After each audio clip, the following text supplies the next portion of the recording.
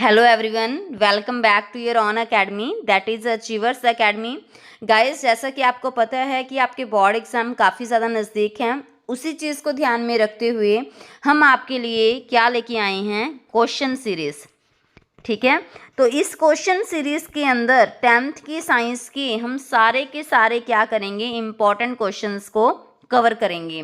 तो जैसा कि आप स्क्रीन पे देख पा रहे हैं, आज हम डिस्कस करने वाले हैं मेटल एंड नॉन मेटल के इम्पॉर्टेंट क्वेश्चन आंसर्स। ठीक है, तो चलिए टाइम वेस्ट ना करते हुए स्टार्ट करते हैं। फर्स्ट क्वेश्चन है गाइस हमारा, why is potassium kept immersed in a kerosene oil, कि पोटाशियम को हम कैरोसिन ऑयल के अंदर डिप करके क्यों रखते हैं। आपको पता है ना कि जो रिएक्टिविटी सीरीज के अंदर जैसे सोडियम है, पोटाशियम है, ये सबसे टॉप पे आते हैं। टॉप पे आते हैं तो इसका मतलब है कि वो रिएक्टिविटी सीरीज के अंदर अगर टॉप पे हैं तो वो हाईली रिएक्टिव हैं, वो बहुत ज़्यादा रिएक्टिव होंगे। अगर वो ज़्यादा रिएक्टिव हैं तो जैसे ही वो ऑक्सीजन के वाटर के कांटेक्ट में आते हैं तो वो उनके साथ भी क्या शो कर जाएंगे, रिएक्शन शो कर जाएंगे।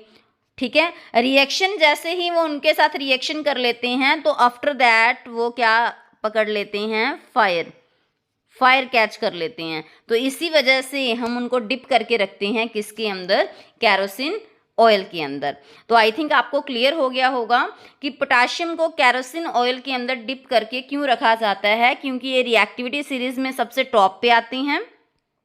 ठीक है, तो इसी वजह से ये हाईली रिएक्टिव तो होंगे ही। तो जैसे ही हम अगर इसको कैरोसिन ऑयल के अंदर गाइस डिप करके नहीं रखते ना, तो ये बाहर ऑक्सीजन के वाटर के कांटेक्ट में आएंगे और उनसे रिएक्शन करेंगे। ऑक्सीजन के साथ रिएक्शन करके आप ये चीज़ ध्यान दीजिएगा कि जो पोटाशियम है वो क्या बनाएगा, ऑक्सीजन के साथ रिएक्शन करके पोटाशियम क्या बनाएगा, पोटाशियम ऑक्साइड।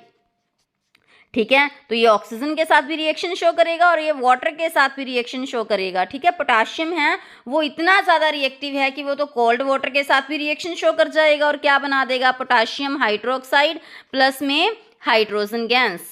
ठीक है, तो फिर आप इस चीज़ को ध्यान दीजिएगा कि ये इतना ज़्यादा रिएक्टिव है और रिएक्शन करके ना ये क्या करेगा, फायर कैच कर लेता है। सो इसी वजह से ये अनवांटेड रिएक्शंस ना हों, हम उसको किसके अंदर डिप करके रखते हैं, कैरोसिन ऑयल के अंदर। तो आई थिंक आपको फर्स्ट क्वेश्चन क्लियर हो गया होगा। नेक्स्ट क्वेश्चन देखिए guys, give reasons why gold and silver are used for making jewellery. तो बताइए कि क्या रीजन्स हैं कि गोल्ड और सिल्वर का यूज ज्वेलरी बनाने के लिए किया जाता है। तो आप इस चीज़ को ध्यान से सुनिएगा। देखो, इनके साथ जो एक्स्ट्रा इंपॉर्टेंट क्वेश्चंस हैं मैं आपको वो भी बताती जाऊंगी। ठीक है, तो जो ये क्वेश्चंस हैं गाइस वो लिया गया है फिजिकल प्रॉपर्टीज ऑफ मेटल से। ठीक है, तो अभी आप ये देखो कि गोल्ड है, सिल्वर है, उसका यूज ज्वेलरी बनाने के लिए क्यों किया जाता है। देखो, गोल्ड सिल्वर से गाइस ये क्वेश्चन भी बनता है गोल्ड सिल्वर से कि बताइए गोल्ड सिल्वर है उनका यूज ज्वेलरी बनाने के लिए हम कर रहे हैं, तो बताओ उनकी कौन सी प्रॉपर्टीज की वजह से हम उनका यूज कर रहे हैं। जैसा कि क्वेश्चन यहाँ आ चुका है, तो आप क्या राइट करोगे कि जो गोल्ड सिल्वर हैं ये क्या है, मैलिएबल मेटल्स भी हैं। ठीक है, और ये डक्टाइल मेटल्स भी हैं, जिसकी वजह से हम उनका यूज़ किसके अंदर कर रहे हैं, ज्वेलरी बनाने के लिए। तो इट मीन्स कि टू प्रॉपर्टीज़ हैं ये गोल्ड एंड सिल्वर की, जिसकी वजह से उनका यूज़ ज्वेलरी बनाने के लिए किया जाता है। तो फर्स्ट तो है हमारे पास मैलेबिलिटी। ठीक है, सेकंड है हमारे पास डक्टिलिटी। तो अभी मैं आपको बता दूं कि मैलेबिलिटी क्या होता है। तो मैलेबिलिटी मेटल्स की वो प्रॉपर्टी होती है गाइस जिसकी वजह से हम उससे क्या ले सकते हैं, थिन शीट्स कन्वर्ट कर सकते हैं।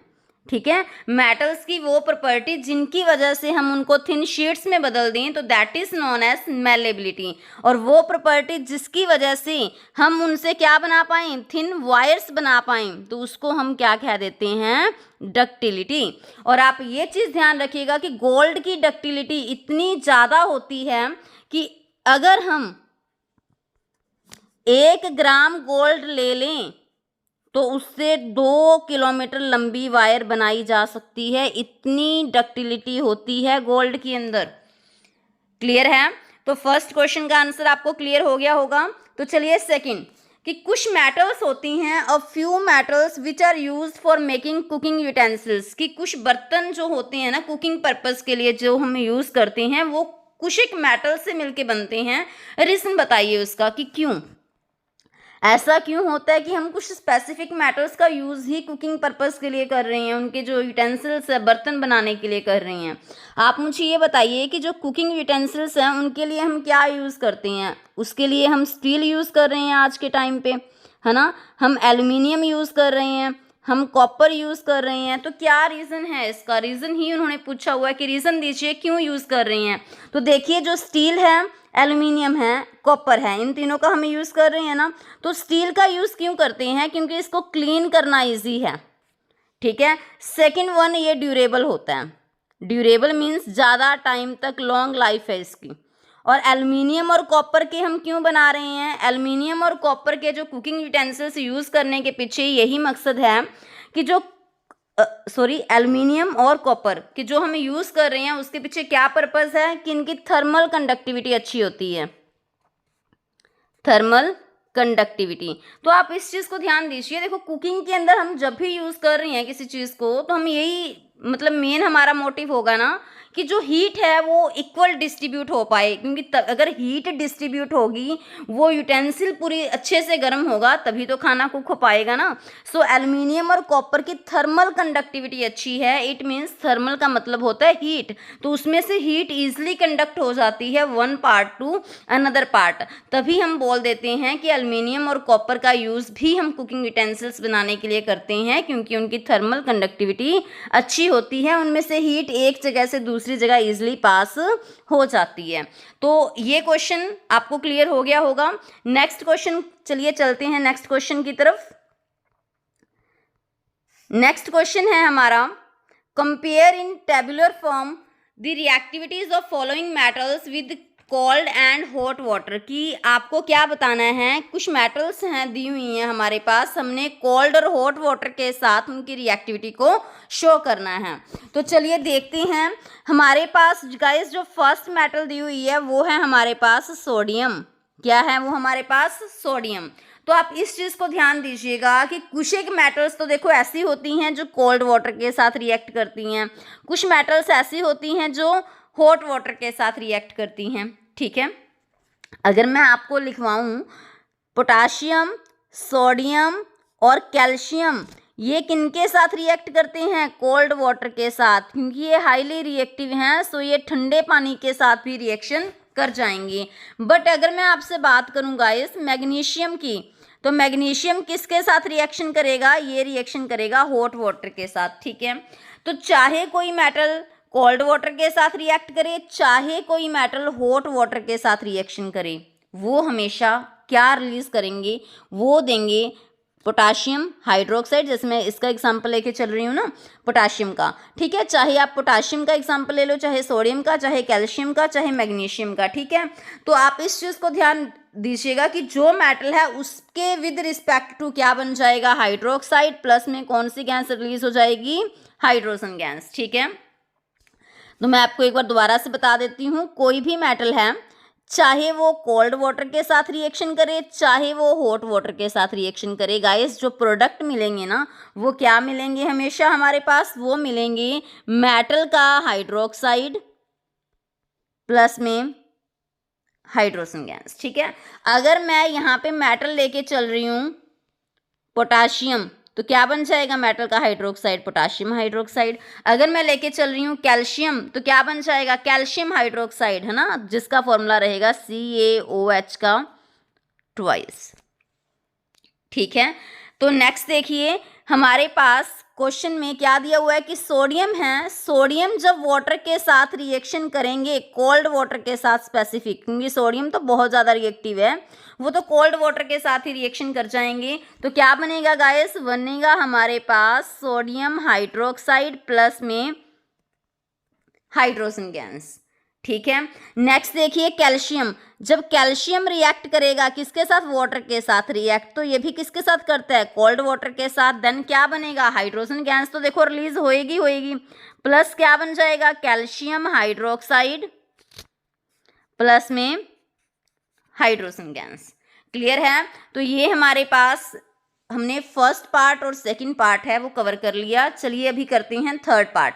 गाइस इस चीज़ को ध्यान दीजिएगा कि जो मैग्नीशियम है, मैग्नीशियम हमेशा हॉट वाटर के साथ रिएक्शन करेगा। मीन्स वाटर तो है बट लिक्विड फॉर्म में है, बट वो गर्म है, हॉट वाटर है, ठीक है। तो जब ये वाटर के साथ रिएक्शन करेगा, कैसे वाटर के साथ? हॉट वाटर के साथ, तो क्या बनेगा? मैग्नीशियम हाइड्रोक्साइड प्लस में हाइड्रोजन गैस। तभी तो मैं आपको बोल रही हूँ ना कि चाहे कोई मेटल कोल्ड वाटर के साथ रिएक्शन करे, चाहे कोई मेटल हॉट वाटर के साथ रिएक्शन करे, वो हमेशा ही मेटल हाइड्रोक्साइड और हाइड्रोजन गैस रिलीज करेंगे, ठीक है। जो मेन कॉन्सेप्ट आता है ना वो यहाँ पे आएगा किसका? कि जब कुछ मेटल्स हैं वो किनके साथ रिएक्शन करती हैं? स्टीम के साथ। स्टीम मीन्स कि मेटल जब रिएक्शन करेंगे स्टीम के साथ, स्टीम क्या है? वाटर तो है बट वो किस फॉर्म में है? गैसियस फॉर्म में। अभी हम बात कर रहे थे कोल्ड वाटर की एंड हॉट वाटर की, जो कि लिक्विड फॉर्म में होता है। सो मेटल जब भी स्टीम के साथ रिएक्शन करती हैं, स्टीम जो कि गैसियस फॉर्म है वाटर की, तो रिएक्शन करेंगे तो प्रोडक्ट यहाँ पे ना गाइस कुछ डिफरेंट होगा। प्रोडक्ट क्या होगा यहाँ पे प्रोडक्ट बनेगा मेटल का ऑक्साइड। जो मेटल हम यहाँ पर लेंगे उसी मेटल का यहाँ पे क्या बन जाएगा? ऑक्साइड बनेगा। और कौन सी गैस रिलीज होगी? रिलीज होगी गाइस हाइड्रोजन गैस।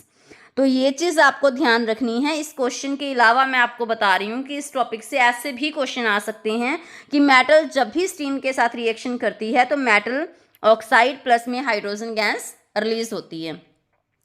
अभी आपको डाउट होगा कि कौन कौन सी मेटल्स हैं जो कि स्टीम के साथ रिएक्शन करती हैं, तो आप नोट कीजिए aluminium, zinc, iron. Aluminium, zinc, iron ये तीनों ही मेटल्स ऐसी हैं जो कि स्टीम के साथ रिएक्शन करेंगी। तो अगर ये स्टीम के साथ रिएक्शन करती हैं तो ये क्या बनाएंगी? मेटल का ऑक्साइड प्लस में hydrogen gas. Is it clear guys? कुछ मेटल्स ऐसी भी होती हैं जो कि वाटर के साथ रिएक्शन करती ही नहीं है। तो फिर वो कौन सी मेटल हैं? आप देखो जो रिएक्टिविटी सीरीज के बॉटम पर होंगी वही तो क्या होंगी?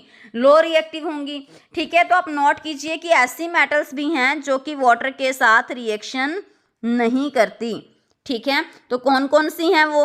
लेड, Cu किसका सिंबल है? कॉपर का, Ag हाँ जी सिल्वर का, एंड Au किसका है? गोल्ड का। तो ये मेटल्स हैं जो कि रिएक्शन नहीं करती किसके साथ? वाटर के साथ, ठीक है। तो आई थिंक आपको ये क्लियर हो गया होगा। नेक्स्ट क्वेश्चन देखिए, write electronic dot structure of calcium and oxygen show the formation of calcium oxide by the transfer of electron. Second है name the ions present in this compound. C part है कि list four important characteristics of this compound, ठीक है। Previous year में आया हुआ question है ये। चलिए देखिए कैल्शियम की बात करते हैं। कैल्शियम का एटॉमिक नंबर कितना होता है? 20। अगर हम इनकी कॉन्फ़िगरेशन की बात करें तो यहाँ पे क्या आएंगे? 2 8 8 2, ये इसकी मेनली कॉन्फ़िगरेशन होगी। तो इसकी बाहर वाली शेल में कितने इलेक्ट्रॉन्स हैं? 2। तो इसी वैलेंस इलेक्ट्रॉन को हम इसके सिंबल के ऊपर रिप्रेजेंट करेंगे। कितने वैलेंस इलेक्ट्रॉन है यहाँ पे बताइए? 2 वैलेंस इलेक्ट्रॉन है ना, तो मैंने 2 ऐसे डॉट इसको रिप्रेजेंट कर दिए। तो ये क्या बन गया? Electronic dot structure of calcium. Is it clear? Next देखिए, नेक्स्ट है हमारे पास कि हमने ऑक्सीजन का भी तो बनाना है। तो ऑक्सीजन का एटॉमिक नंबर कितना है? 8। इलेक्ट्रॉन्स भी कितने हैं? 8। कॉन्फ़िगरेशन गाइस नोट कीजिए 2 6, ठीक है। तो इसकी वैलेंस शेल क्या है? एल शेल है ना। तो इसके अंदर इलेक्ट्रॉन बताइए कितने हैं? 6। तो मैंने इसी 6 इलेक्ट्रॉन को यहाँ रिप्रेजेंट कर दिया डॉट की फॉर्म में, ठीक है। क्यों किया? क्योंकि जो वैलेंस इलेक्ट्रॉन के अंदर शेल के अंदर इलेक्ट्रॉन्स होते हैं वही तो मुझे डॉट की फॉर्म में रिप्रेजेंट करने होते हैं। सो वही मैंने रिप्रेजेंट कर दिए। So these are the electronic dot structure of calcium and oxygen. Next है गाइस कि show the formation of calcium oxide by the transfer of electron. कि इलेक्ट्रॉन के ट्रांसफर से आप ये बताइए कि हमारे पास जो कैल्शियम ऑक्साइड है उसकी फॉर्मेशन कैसे हुई, ठीक है। तो अभी आप देखिए कि जो हमारे पास कैल्शियम ऑक्साइड है कैसे उसकी फॉर्मेशन हुई है। तो कैल्शियम की अगर हम बात करें, कैल्शियम की वैलेंस शेल के अंदर 2 इलेक्ट्रॉन्स थे, सो वो 2 इलेक्ट्रॉन लॉस करेगा और क्या बना देगा, कैल्शियम आयन बन जाएगा ना, that is cation Ca2 positive. और ऑक्सीजन है, उसकी आउटर मोस्ट शेल के अंदर अगर हम देखें तो वो stable noble gas configuration attain करना चाहेंगे तो वो 2 इलेक्ट्रॉन्स को गेन करेंगे, जिसकी वजह से उसके ऊपर क्या साइन आ जाएगा, O2 नेगेटिव। ठीक है, अभी देखिए कि ये क्या करेंगे, आपस में कंबाइन हो जाएंगे और क्या बना देंगे, कंपाउंड दैट इज CaO। अभी देखो ये किसके कॉम्बिनेशन से बना है, देखो जो CaO एक आयनिक कंपाउंड है, किससे बन रहा है, वो आयन से मिलके बन रहा है, एक है कैटायन दूसरा है अनायन। ठीक है, तो इसी वजह से हम कह सकते हैं कि एक कंपाउंड कौन सा कंपाउंड है, ये आयनिक कंपाउंड है। ठीक है, तो इन्होंने बोला था कि बताइए कैल्शियम ऑक्साइड की फॉर्मेशन बताइए इलेक्ट्रॉन के ट्रांसफर से, है ना। तो इलेक्ट्रॉन के ट्रांसफर कैसे होगा इनके अंदर, ध्यान दीजिएगा। जैसे कैल्शियम है, कैल्शियम की बाहर वाली शेल के अंदर कितने इलेक्ट्रॉन्स थे गाइस, 2 इलेक्ट्रॉन। ठीक है, तो वही मैंने इलेक्ट्रॉनिक डॉट स्ट्रक्चर बनाया था। ऑक्सीजन के पास कितने थे, 6। अभी देखो इसको 2 लूज करने हैं और इसको 2 गेन करने हैं, तो ये क्या करेगा, ये अपने इलेक्ट्रॉन इसको दे देगा। ठीक है, तो अगले स्ट्रक्चर में हम क्या बनाएंगे, देखिए इस चीज़ को कि कैल्शियम है, उसने अपने 2 इलेक्ट्रॉन इसको दे दिए, तो इसके ऊपर तो 2 पॉजिटिव आ गया। और ऑक्सीजन की बात अगर हम करें, ऑक्सीजन ने क्या किया, इसके वाले भी 2 इलेक्ट्रॉन ले लिए हैं। ठीक है, तो देखो ऑक्सीजन के पास कितने हो गए खुद के, अभी देखो 6 तो खुद के थे, 2, 4 और 6, है ना। और कैल्शियम के भी उसने 2 ले लिए, तो इसने अगर 2 लिए हैं तो इसके ऊपर कैसा चार्ज आ जाएगा, नेगेटिव चार्ज। तो बताइए क्या इलेक्ट्रॉन का ट्रांसफर नहीं हो रहा, क्या इलेक्ट्रॉन का ट्रांसफर नहीं हो रहा है ना इलेक्ट्रॉन का ट्रांसफर। तो देखो कैल्शियम से किसकी तरफ हो रहा है, ऑक्सीजन की तरफ। तो जब एक एटम से दूसरे एटम की तरफ इलेक्ट्रॉन का ट्रांसफर होगा तो फिर क्या बनते हैं, एक कैटायन बनाएगा और दूसरा एनायन बनाएगा, है ना। तो ऐसे में फिर जो कंपाउंड बनकर आएगा वो क्या होगा, आयनिक कंपाउंड। ठीक है, तो ये भी पार्ट आपका हो चुका है। नेक्स्ट है name the ions present in this compound, बताइए यहाँ पे आयंस क्या प्रेजेंट होंगे, तो ये तो आपको पता ही है, आयंस प्रेजेंट होंगे यहाँ पे Ca2 पॉजिटिव चार्ज है तो हमने इसको क्या बोला, कैटायन बोला। O2 नेगेटिव है तो हमने इसको क्या बोला, एनायन बोला। क्लियर है। अभी कंपाउंड कौन सा बना है गाइस, ये बना है हमारे पास आयनिक कंपाउंड। ठीक है, इसके कैरेक्टरिस्टिक्स बताइए, मेन कैरेक्टरिस्टिक्स क्या होती हैं। तो आप नोट कीजिए कि जब भी हम आयनिक कंपाउंड की बात करें और उसके कैरेक्टरिस्टिक्स की बात करें तो जो आयनिक कंपाउंड होते हैं ना गाइस, नोट कीजिएगा क्या होती है उनकी फिजिकल स्टेट, आप मेन कैरेक्टरिस्टिक्स ध्यान दीजिए। तो ऐसे में यहाँ से कोई भी क्वेश्चन आते हैं तो आप इजीली अटेम्प्ट कर पाओगे। ठीक है, तो आप ये ध्यान दीजिए कि जो आयनिक कंपाउंड हैं उसके अंदर आयंस के बीच की अट्रैक्शन है, सो वो जो इलेक्ट्रोस्टैटिक फोर्स ऑफ अट्रैक्शन है ना आयन के बीच में, वो काफ़ी ज़्यादा स्ट्रांग होती है, जिसकी वजह से अगर फोर्स ऑफ अट्रैक्शन स्ट्रांग है तो वो कंपाउंड भी कैसा होगा, सॉलिड स्टेट होगी उसकी। ठीक है, आप पढ़ के आए हो ना 9th क्लास में कि अगर फोर्स ऑफ अट्रैक्शन ज़्यादा है तो फिजिकल स्टेट कौन सी होती है, फिर सॉलिड स्टेट होती है। आप ये भी चीज़ ध्यान दीजिए कि अगर फोर्स ऑफ अट्रैक्शन ज़्यादा है, ठीक है, तो उस अट्रैक्शन को ब्रेक करने के लिए एनर्जी भी ज़्यादा देनी पड़ती है। ठीक है, तो अगर एनर्जी ज़्यादा देनी पड़ रही है तो उसका मेल्टिंग पॉइंट एंड उसका बॉइलिंग पॉइंट वो भी क्या होगा, हाई होगा। क्लियर है। नेक्स्ट देखिए कि अगर हम बात करें उसकी सॉल्युबिलिटी की, क्योंकि हमारे पास 4 कैरेक्टरिस्टिक्स पूछे गए हैं। देखो केमिस्ट्री के अंदर एक रूल होता है कि लाइक डिजॉल्व लाइक, पोलर हैं वो पोलर के अंदर डिजॉल्व होते हैं, नॉन पोलर हैं वो नॉन पोलर के अंदर डिजॉल्व होती हैं। तो आप ये बताइए कि आयनिक कंपाउंड तो पोलर हैं, सो वो क्या करेंगे, वो वाटर के अंदर इजिली डिजॉल्व हो जाते हैं क्योंकि वाटर इज अ पोलर। सो जो आयनिक कंपाउंड्स हैं गाइस वो वाटर के अंदर डिजॉल्व हो जाएंगे, बट वो कैरोसिन के अंदर, पेट्रोल के अंदर डिसॉल्व नहीं होते क्योंकि कैरोसिन अपने आप में क्या है, एक नॉन पोलर है। बट जो आयनिक कंपाउंड है वो क्या होते हैं, पोलर होते हैं। क्लियर है। एक चीज़ और देखिए, कंडक्टिविटी। आपको डाउट होगा कि क्या जो आयनिक कंपाउंड हैं वो कंडक्टिविटी शो करते हैं। तो गाइस मैं आपको बता दूं कि सॉलिड स्टेट के अंदर आयनिक कंपाउंड्स कंडक्टिविटी शो नहीं करते, ठीक है, बट सोल्यूशन फॉर्म के अंदर या फिर अगर मैं आपसे कहूँ मॉल्टन फॉर्म के अंदर, मॉल्टन स्टेट में वो कंडक्टिविटी शो करेंगे। उसका रीज़न क्या है? उसका रीज़न ये है कि सॉलिड फॉर्म में जो आयनिक कंपाउंड है ना, उसके आयंस तो देखो बॉन्ड की वजह से वो काफ़ी ज़्यादा क्लोज हैं, काफ़ी ज़्यादा उनके अंदर अट्रैक्शन है, देन वो आयंस क्या है, फ्री नहीं होंगे, ठीक है। अगर आयन ही फ्री नहीं है तो वो आयन मूव भी नहीं करेंगे, जिसकी वजह से कंडक्टिविटी भी नहीं होगी। बट सॉल्यूशन फॉर्म के अंदर मॉल्टन फॉर्म में क्या होगा, जैसे अगर मैं NaCl की बात करूं तो जैसे ही NaCl है हमने मॉल्टन फॉर्म में किया उसको, तो उसके आयंस है ना अलग अलग हो जाएंगे। Na पॉजिटिव अगर मैं सोल्यूशन फॉर्म की या मॉल्टन फॉर्म की बात करूं तो जो उसके आयंस हैं वो अलग अलग हो जाएंगे। अभी ये आयंस हैं वो मूव करेंगे, तो इन आयंस के मूवमेंट की वजह से वहाँ पर क्या बनेगा, करंट बनेगा। तभी हम बोल देते हैं कि जो आयनिक कंपाउंड है वो सोल्यूशन फॉर्म में गाइस वो हमेशा कंडक्टिविटी शो करेंगे, ठीक है। तो चलिए चलते हैं नेक्स्ट क्वेश्चन की तरफ। नेक्स्ट क्वेश्चन है हमारा कि what is galvanization and alloying, कि गैल्वनाइजेशन क्या होता है, एलोइंग क्या होता है। तो इनके बीच में डिफ्रेंशिएट करने के लिए आप क्या बताइए, प्रॉपर्टीज बताइए कि क्या क्या इनकी प्रॉपर्टीज होती हैं। तो फर्स्ट देखिए गैल्वनाइजेशन, ठीक है।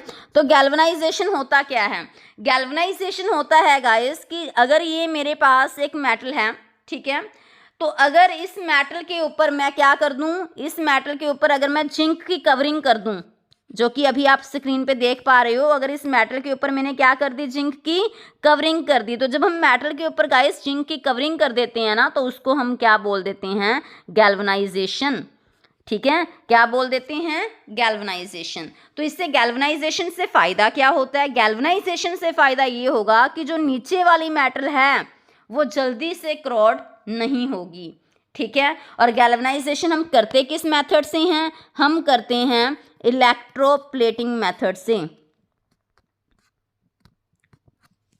ठीक है। तो आप नोट कीजिए 3 फीचर्स क्या हैं इसके, कि गैल्वनाइजेशन के अंदर हम हमेशा क्या करेंगे, गैल्वनाइजेशन के अंदर हम एक मेटल के ऊपर किसकी कवरिंग कर देते हैं, जिंक की, ध्यान दीजिएगा। तो जो ये मैं कवरिंग दिखा रही हूँ ऊपर, ये किसकी कवरिंग दिखा रहे हैं हम, जिंक की। तो इससे क्या होगा, जो बेस वाली मेटल है उसको क्रोजन नहीं होगा, ठीक है। और किस मेथड से ये अप्लाई करते हैं, हम करते हैं इलेक्ट्रोप्लेटिंग मेथड से, ठीक है। चलिए नेक्स्ट देखो, सेकंड टर्म थी हमारे पास एलोइंग। तो एलोइंग क्या होता है, जब जिस प्रोसेस से गाइस हम एलोय बनाते हैं ना, तो उस मेथड को हम क्या कह देते हैं, एलोइंग। तो जब भी एलोय बनाए जाते हैं तो आप ये चीज़ ध्यान रखिएगा कि हम मेटल्स को मिक्स करते हैं या फिर एक मेटल को दूसरी नॉन मेटल के साथ मिक्स करते हैं। तो एलोय बनाते टाइम ना आप इस चीज़ को ध्यान दीजिएगा कि हमारे पास गाइस एक मेटल तो हमें पक्का ही लेनी पड़ती है, ठीक है। जो दूसरी हम जिसको साथ उसको मिक्स कर रहे हैं वो मेटल भी हो सकती है और वो नॉन मेटल भी हो सकती है। तो इट मीन्स जब हम एक मेटल को दूसरी मेटल के साथ या फिर दूसरी नॉन मेटल के साथ मिक्स करते हैं तो उसको हम क्या कह देते हैं, एलोय कह देते हैं, ठीक है। तो जब भी एलोय बनाए जाते हैं ना, तो जैसे मैं आपको एग्जांपल देती हूँ, जैसे आपके पास एग्जाम में क्वेश्चन पूछा जाता है कि ब्रास है जो कि एक एलोय है, वो किससे मिलके बनता है, कॉपर प्लस जिंक।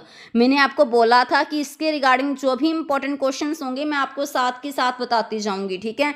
जो ब्रास है वो किससे मिलके बना है, कॉपर प्लस जिंक। बट अगर मैं बात करूं ब्रॉन्ज की, तो ब्रॉन्ज किससे मिलके बनता है, कॉपर प्लस टिन। तो जो Sn है वो किसका सिंबल है गाइस, टिन का, ठीक है। तो एक दो एलोइज मैं आपके साथ और डिस्कस करती हूँ। तो अगर मैं बात करूँ, ठीक है, तो ये जो एलोइज है ना सारे आपको इंपॉर्टेंट ही करवाए जा रहे हैं, तो ध्यान दीजिएगा। तो ये किससे मिलके बनेंगे, लेड से, प्लस किससे मिलके बनेंगे, टिन से, ठीक है। नेक्स्ट है स्टेनलेस स्टील, ठीक है, स्टेनलेस स्टील की बात कर रही हूं मैं। तो जो स्टेनलेस स्टील है गाइस वो किससे मिलके बना होगा, मैं सिंबल राइट कर रही हूं यहाँ पे। Fe किसका सिंबल है, आयरन का। Cr किसका सिंबल है गाइस, क्रोमियम का। और Ni किसका सिंबल है, निकल का। तो ये जो स्टेनलेस स्टील है इसकी कॉम्पोजिशन है, एक बार प्रीवियस एग्जाम में आया भी था कि आयरन के साथ किनको मिक्स किया जाता है स्टेनलेस स्टील बनाने के लिए, तो किसको मिक्स किया जाएगा, क्रोमियम को और निकल को। Is it clear. तो अभी आते हैं हम अपने क्वेश्चन की तरफ। क्वेश्चन क्या है हमारा कि जो एलॉय बनाया जाता है उसके 3 डिफरेंशिएटिंग फीचर बताओ गैल्वनाइजेशन से। गैल्वनाइजेशन के अंदर तो हमने क्या किया था कि एक मेटल के ऊपर हमने जिंक की कवरिंग की थी, बट एलॉयज के अंदर क्या करते हैं, मैंने आपको अभी बताया कि एक मेटल को दूसरी मेटल के साथ या फिर नॉन मेटल के साथ मिक्स किया जाता है। गैल्वनाइजेशन हम कैसे करते हैं, इलेक्ट्रोप्लेटिंग से, बट एलॉय जब किया जाता है तो उन मेटल्स को गाइस पहले क्या किया जाएगा, पहले उनको मेल्ट किया जाएगा, मेल्टिंग करने के बाद फिर उनकी मिक्सिंग की जाती है, ठीक है। और एग्जाम्पल्स मैंने आपको बता ही दिए हैं। और एलॉय बनाने का और फ़ायदा क्या है, जब भी हम एलॉय बनाते हैं तो इसके अंदर हम क्या करेंगे, जैसे मान लीजिए एक है हमारे पास ब्रास और एक हमने कॉपर, नॉर्मली कॉपर ले लिया, तो ये तो एक मेटल है और ये क्या है हमारे पास एलॉय है। तो एलॉय बनाने के फ़ायदे क्या हैं, तो एलॉय बनाने से कोई भी चीज़ वो क्या हो जाती है, क्रोजन रेजिस्टेंट हो जाती है, मीन्स उसके ऊपर जल्दी से क्रोजन नहीं होता, ठीक है। सेकंड चीज़ है कि उसकी थर्मल जो कंडक्टिविटी है, नॉर्मली इलेक्ट्रिकल कंडक्टिविटी, वो क्या हो जाती है, इलेक्ट्रिकल कंडक्टिविटी उसकी कम हो जाती है, ठीक है। और उसकी हार्डनेस बढ़ जाती है मेनली।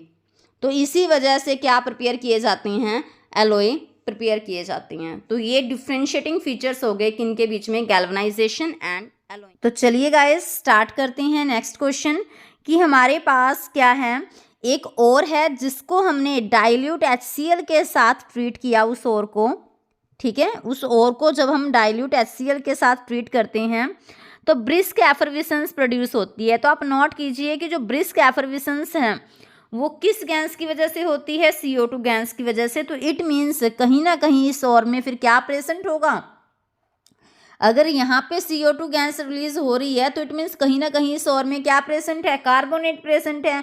तो इट मीन्स उस और का हमें एग्जाम्पल देना है, तो हमने एग्जाम्पल दे दिया उस और का, दैट इज जिंक कार्बोनेट, ठीक है।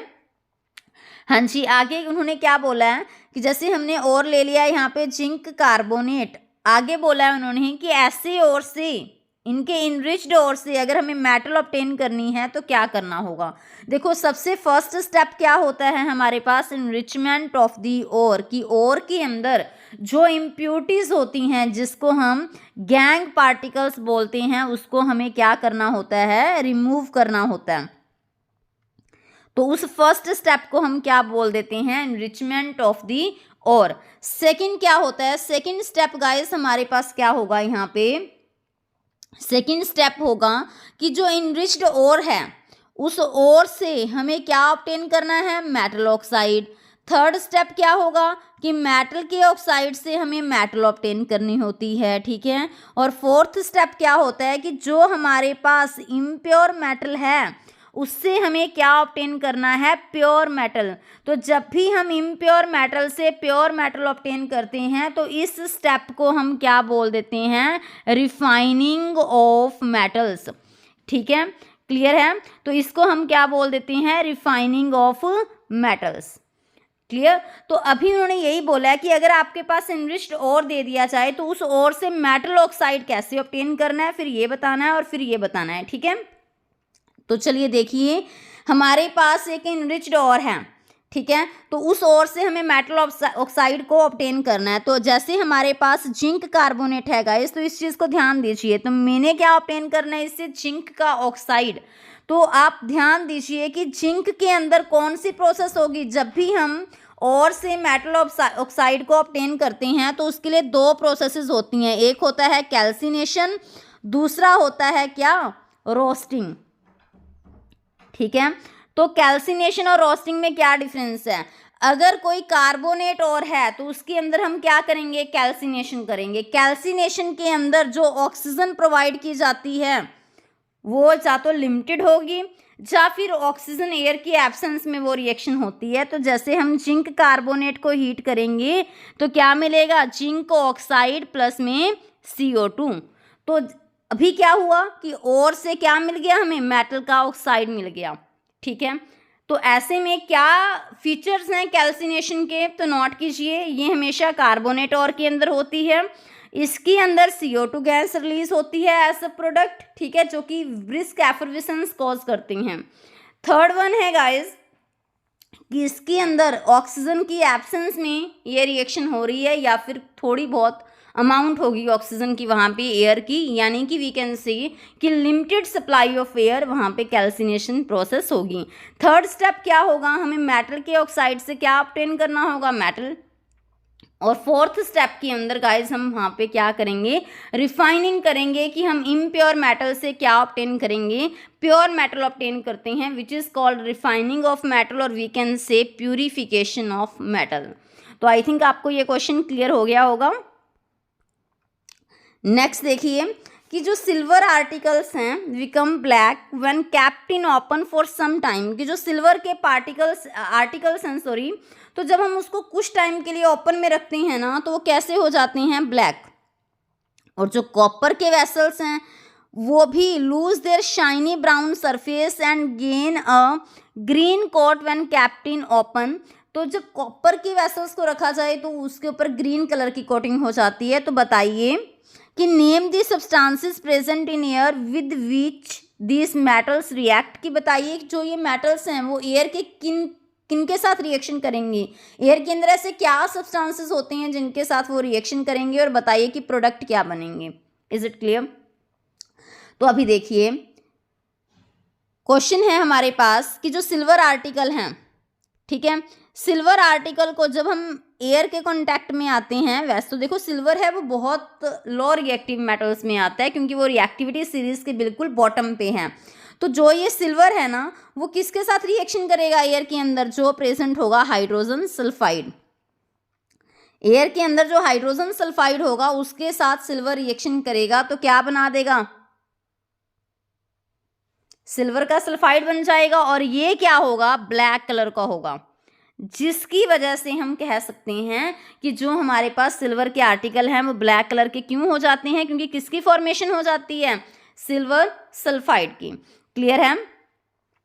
अभी आप एक इस चीज़ को और नोट कीजिए कि हमारे पास एक क्वेश्चन यहाँ पे कॉपर का भी है कि जो कॉपर है ना, कॉपर के वेसल्स कैसे कलर के हो जाते हैं, कैसी कोटिंग हो जाती है, ग्रीन। तो अगर आपसे पूछा जाए कि जो कॉपर है क्रोजन के बाद कैसा कलर शो करता है गाइस, ग्रीन कलर, ठीक है, तो उसकी जो कोटिंग होती है, डायरेक्टली क्वेश्चन कई बार आ जाता है कि वो कोटिंग किसकी होती है, तो कॉपर कार्बोनेट और कॉपर हाइड्रोक्साइड।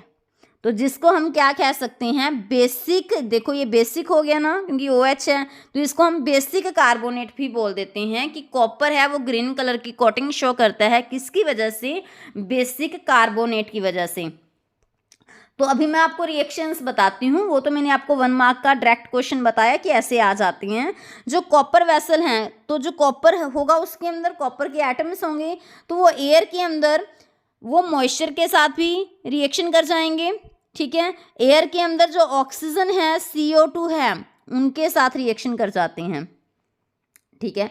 तो ऐसे में जैसे कॉपर है, CO2 इन सब के साथ रिएक्शन करके क्या बनाएगा, कॉपर कार्बोनेट, और इनके साथ रिएक्शन करके क्या बनाएगा, कॉपर हाइड्रोक्साइड, ठीक है। तो इसी वजह से मैंने बोल दिया कि यहाँ पे बेसिक कॉपर कार्बोनेट फॉर्म हो जाता है, ठीक है। सो इसी जो ग्रीन कलर की कोटिंग होती है ना उसकी कॉम्पोजिशन ये वाली होती है गाइस, ठीक है, कॉपर कार्बोनेट, कॉपर हाइड्रोक्साइड, यानी कि वैसे कॉपर 2 पॉजिटिव की फॉर्म में है तो इसको क्यूप्रिक कार्बोनेट, क्यूप्रिक हाइड्रोक्साइड भी कह सकते हैं।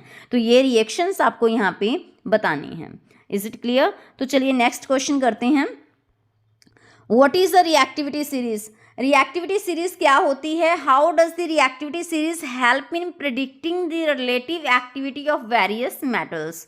रिएक्टिविटी सीरीज क्या होती है? आपको पता है कि ऐसी सीरीज जिसके अंदर हम डिफरेंट मेटल्स को अरेंज करते हैं अकॉर्डिंग टू देयर रिएक्टिविटी, कि कौन सी ज़्यादा रिएक्टिव है, कौन सी लो रिएक्टिव है।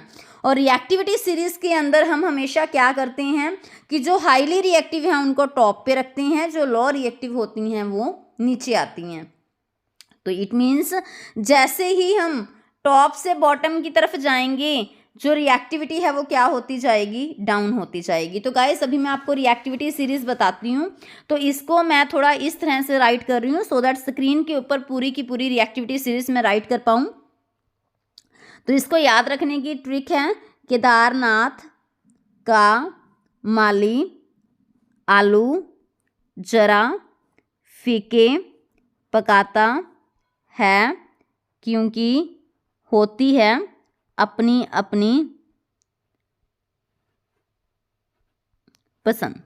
ठीक है, तो ये रिएक्टिविटी सीरीज है गाइस। देखो जो टॉप वाले मेटल्स हैं वो बहुत ज़्यादा रिएक्टिव हैं, तभी हम उनको कैरोसिन ऑयल के अंदर डिप करके रखते हैं, और जो नीचे वाली मेटल्स हैं वो काफ़ी ज़्यादा लेस रिएक्टिव हैं, इसी वजह से उनका यूज़ कहाँ किया जाता है, ज्वेलरी बनाने में किया जाता है। ठीक है, तो आप क्या बोलोगे कि रिएक्टिविटी सीरीज में जैसे ही हम टॉप से बॉटम की तरफ जाते हैं, जो रिएक्टिविटी है वो क्या होती जाएगी, डाउन होती जाएगी। तो इट मीन्स जो टॉप वाली मेटल्स हैं वो ज़्यादा रिएक्टिव होंगी, जो नीचे बॉटम वाली मेटल्स हैं वो क्या होंगी, लेस रिएक्टिव होंगी। आगे देखिए आप क्वेश्चन क्या है हमारा कि suggest different chemical processes used for obtaining a metal from metal oxide of the metals in the middle and top of the reactivity series. Suggest your answer with the help of an example. कि ये बताइए कि अगर हमारे पास जो reactivity series के top पे metals हैं, ठीक है, जैसे कि रिएक्टिविटी सीरीज के जो टॉप पे मेटल्स होती हैं, जैसे सोडियम ले ली हमने, पोटाशियम ले ली हमने, तो अगर उन मेटल के ऑक्साइड हैं, ठीक है, उनसे अगर हमें मेटल ऑब्टेन करनी है तो बताओ क्या करोगे। जो टॉप पे होती हैं उनके मेटल ऑक्साइड से अगर हमें मेटल ऑब्टेन करनी है तो हम क्या करेंगे। हाँ जी गाइस, देखिए सेकंड पार्ट इसका कि suggest different chemical processes used for obtaining a metal from its oxide of metal in the middle and top of the reactivity series. कि रिएक्टिविटी सीरीज के जो टॉप पे मेटल्स होती हैं उनके अगर हमारे पास मेटल के सॉल्ट हैं तो वहाँ से अगर हमें मेटल ऑब्टेन करनी है तो कौन सी केमिकल प्रोसेसेस का यूज़ करेंगे। आपको पता ही है कि जो टॉप पे होती हैं उनके ऑक्साइड से, उनके सॉल्ट से अगर हम मेटल को ऑब्टेन करना चाह रहे हैं, ऐसी मेटल्स जो रिएक्टिविटी सीरीज के टॉप पे हैं, ठीक है, ध्यान दीजिएगा। तो उनके लिए हम कौन से मेथड का यूज़ करते हैं, इलेक्ट्रोलिटिक रिडक्शन। रिडक्शन वर्ड मैंने क्यों यूज़ किया, क्योंकि हम मेटल के सॉल्ट से क्या ऑब्टेन करना चाह रहे हैं, यहाँ पे मेटल ऑब्टेन करना चाह रहे हैं, तो इसी वजह से मैंने यहाँ पे क्या वर्ड यूज़ किया, इलेक्ट्रोलिटिक रिडक्शन। तो जैसे कि मैं आपको एग्जांपल देती हूँ, ठीक है, अभी देखिए जैसे हमारे पास क्या है, NaCl है। हमें पता है जब हम इलेक्ट्रोलिसिस करेंगे, ठीक है, तो क्या होगा, लिसिस का मतलब क्या है, देखो इलेक्ट्रोलिसिस वर्ड अपने आप में किस चीज़ को बता रहा है, लिसिस का मतलब होता है गाइस ब्रेक होना। तो NaCl है, जैसे ही हमने क्या किया, इसकी इलेक्ट्रोलिसिस की, तो ये ब्रेक होगा किसके अंदर, Na पॉजिटिव में प्लस Cl नेगेटिव आयन के अंदर। क्लियर है, ब्रेक हो गया। अभी देखिए क्या होगा, जो इलेक्ट्रोलिसिस प्रोसेस है उसके अंदर हम दो रॉड लाइक स्ट्रक्चर लेके चलते हैं। ये क्या है हमारे पास, एनोड जिसके ऊपर पॉजिटिव चार्ज है, और ये क्या है हमारे ऊपर पास कैथोड जिसके ऊपर नेगेटिव चार्ज है। तो जैसे ही इलेक्ट्रोलिसिस किया तो Na पॉजिटिव और Cl नेगेटिव ब्रेक होंगे। तो Na पॉजिटिव किसकी तरफ जाएगा, तो Na पॉजिटिव जाएगा किसकी तरफ, कैथोड की तरफ, और Cl नेगेटिव किसकी तरफ जाएगा, एनोड की तरफ। क्लियर है ना। तो अभी देखिए कि कैथोड के ऊपर क्या प्रोसेस होगी और एनोड के ऊपर क्या प्रोसेस होगी। हमें पता है गाइस कि कैथोड के ऊपर जिसके ऊपर नेगेटिव साइन है, क्या गया उसकी तरफ, कैथोड के ऊपर गया हमारे पास, देखो Na पॉजिटिव, ठीक है। Na पॉजिटिव के पास कितने इलेक्ट्रॉन हैं, 10 इलेक्ट्रॉन हैं। तो इससे बनाना क्या है, Na। तो कैथोड के ऊपर वैसे भी क्या होती है, रिडक्शन होती है। क्या होती है, रिडक्शन। तो reduction means gain of electron. तो ये एक इलेक्ट्रॉन को गेन करेगा और ये क्या बना देगा, सोडियम। तो ऐसे ही एनोड के ऊपर क्या होगी, ऑक्सीडेशन, मीन्स वहां पे इलेक्ट्रॉन का क्या होगा, लॉस होगा। तो ये वाले रिएक्शंस आप यहाँ पे दिखा सकते हैं। क्लियर है। अभी देखिए नेक्स्ट क्वेश्चन कि एक मेटल है जो कि कंबाइन होती है किसके साथ, नॉन मेटल के साथ। मींस एक मेटल और दूसरी क्या है, नॉन मेटल। गाइस साथ साथ आप नोट करते जाइए कि मेटल क्या है, X है, नॉन मेटल क्या है, Y है। तो इनके अंदर पता क्या हो रहा है, इलेक्ट्रॉन का ट्रांसफर हो रहा है। देखो मेटल ही देगी किसको, नॉन मेटल को। इलेक्ट्रॉन के ट्रांसफर से जो कंपाउंड बनते हैं तो उन्होंने बोला वो कंपाउंड क्या बना, जेड बना। तो आपको देखो यहीं से आइडिया हो जाना चाहिए कि जेड किस टाइप का कंपाउंड है, आयनिक कंपाउंड है। क्यों आयनिक कंपाउंड है वो, क्योंकि यहाँ पे इलेक्ट्रॉन का ट्रांसफर हुआ है।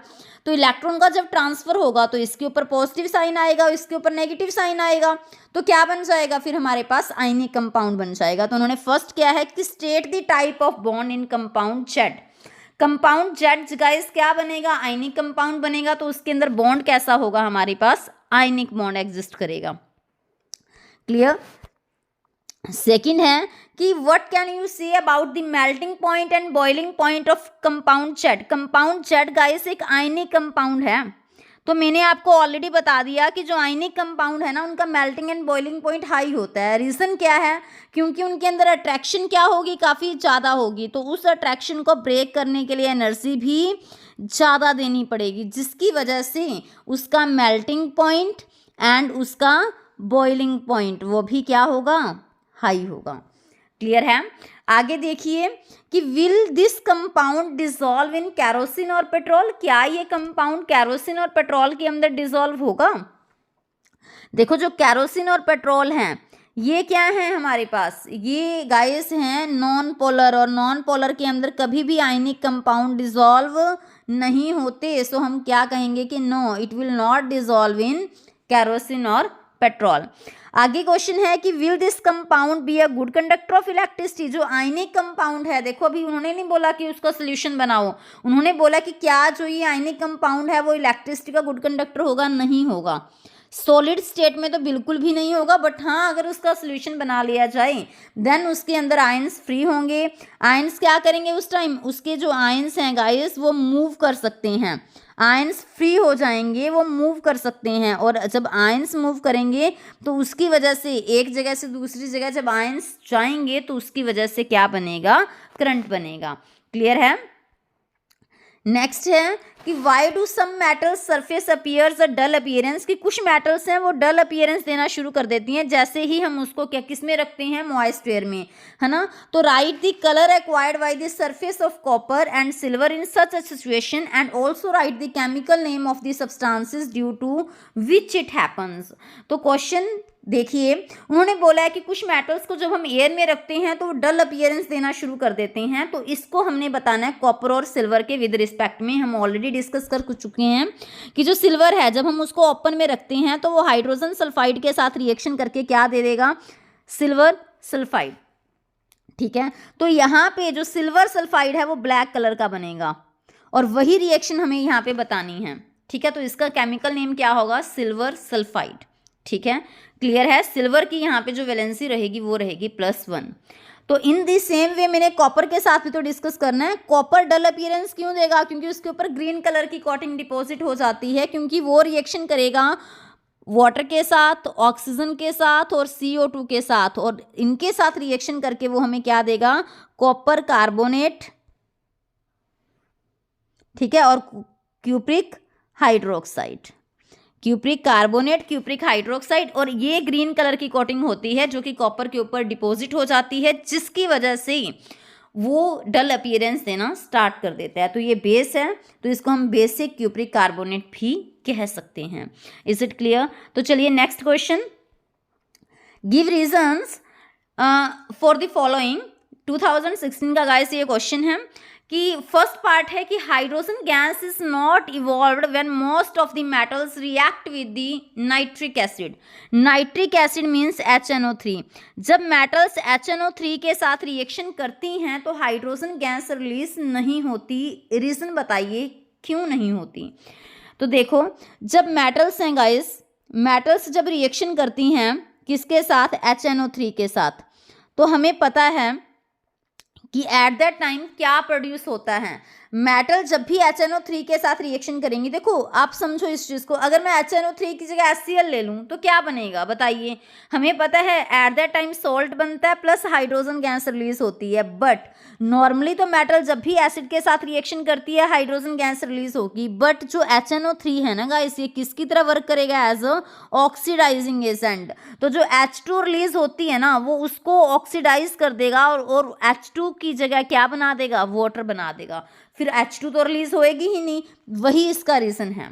तो आप क्या रीज़न दोगे इसका कि HNO3 है वो यहाँ पे ऑक्सीडाइजिंग एजेंट की तरह काम करता है, जो कि हाइड्रोजन को चेंज कर देगा, ऑक्सीडाइज कर देगा और क्या बना देगा, वाटर। इसी वजह से वहाँ पे हाइड्रोजन गैस रिलीज नहीं होती।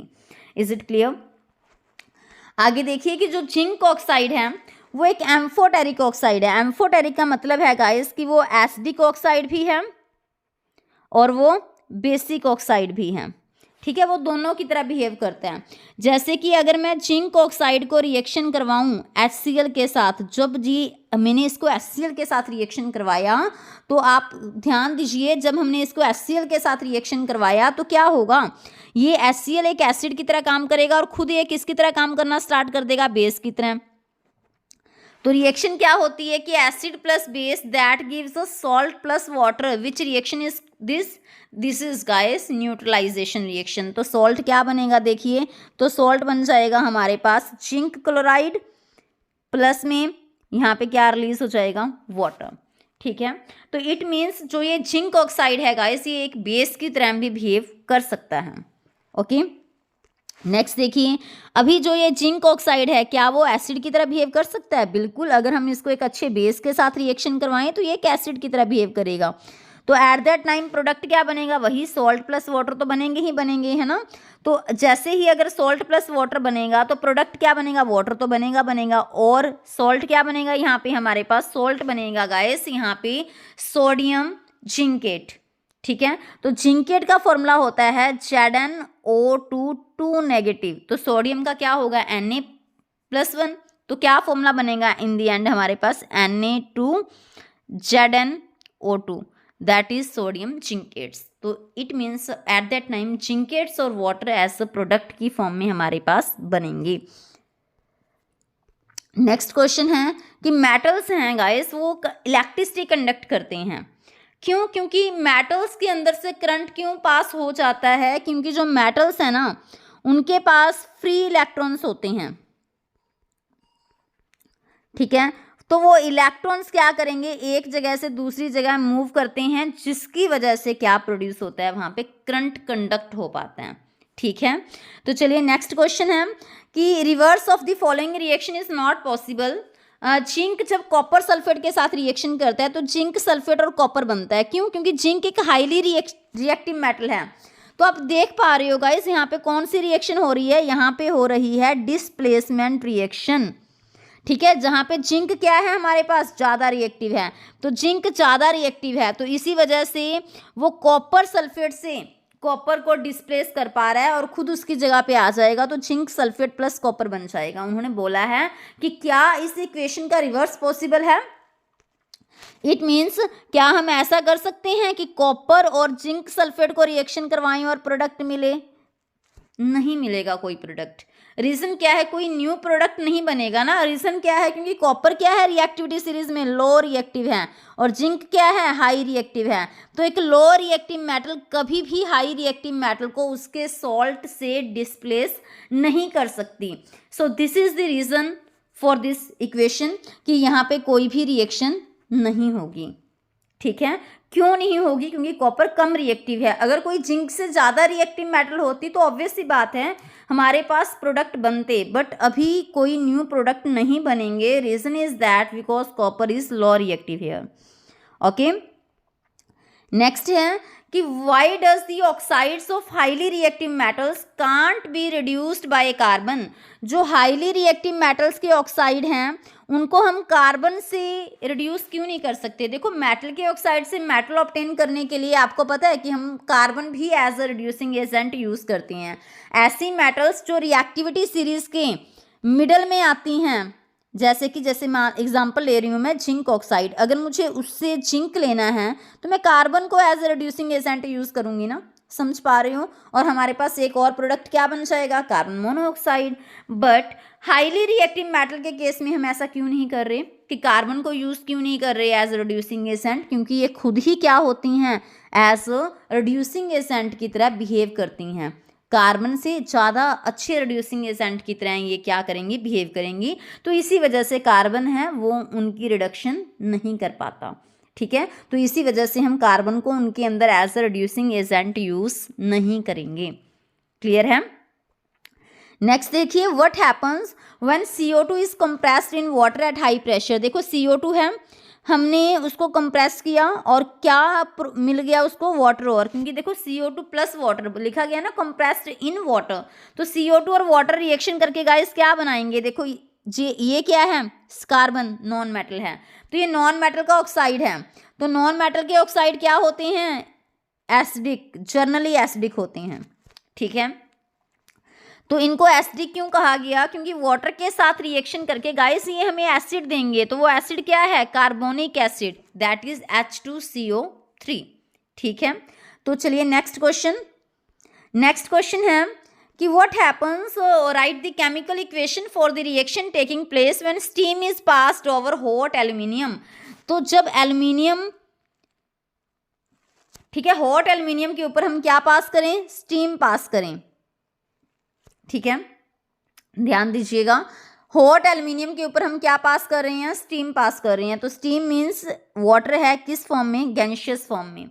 ठीक है, तो इक्वेशन बताइए, मैंने आपको बताया था ना कि जो एल्यूमिनियम है, देखो मैग्नीशियम है वो हॉट वाटर के साथ रिएक्शन करेगा, बट जो एल्यूमिनियम है वो किसके साथ रिएक्शन करता है, वो वाटर के साथ रिएक्शन करेगा, बट स्टीम फॉर्म में। तो उस टाइम हमारे पास देखो हाइड्रोजन गैस तो रिलीज होती है, नो डाउट, ये तो चाहे वाटर की कोई भी फॉर्म हो, चाहे स्टीम फॉर्म, चाहे कोल्ड वाटर, चाहे हॉट वाटर, सभी के अंदर बनेगा। बट यहाँ पे एक प्रोडक्ट का फर्क है गाइस, क्या बनेगा, यहाँ पे एल्यूमिनियम ऑक्साइड बनेगा। क्लियर है इतना आप सभी को।